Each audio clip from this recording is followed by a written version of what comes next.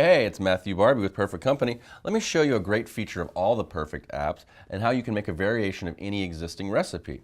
So, we got all kinds of cocktails in here, but cocktails are a funny thing. There's so many variations. Like just a margarita, there's already 6 of those, and everybody kind of wants it their own way. So, I'm going to show you how to edit this margarita so it's just the way you like it so you can impress all your friends at your next cocktail party. So, we'll just select our margarita. I'll use my pencil icon here. That'll bring up a little menu, so I'm going to edit a copy of this. Here we are in the editor. So I like the whole rim with lime and salt. That's good. I also like a little more tequila in my margarita, so I'm going to hit that ingredient block, then hit the pencil icon.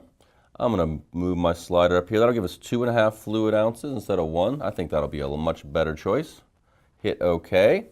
Now, I like Cointreau over triple sec. I'm a fancy guy. It's a fancy liqueur. So I'm going to hit the ingredient block. Then I hit the pencil icon. Come up here and delete that. That'll bring up my keyboard. Just type in Cointreau. Autofills. Cointreau, there it is. I also want a little bit less, so I'll bring that down to 1/2 ounce. I'm going to hit OK. And I want a little more lime juice, so I'll select my ingredient. Pencil icon. And bring that up to 3/4 ounce. Hit OK. We're going to shake it and strain it. We like that, and we're finished up. Let's just rename it real fast. Call it Matthew's Margarita. Hit done. Hit save.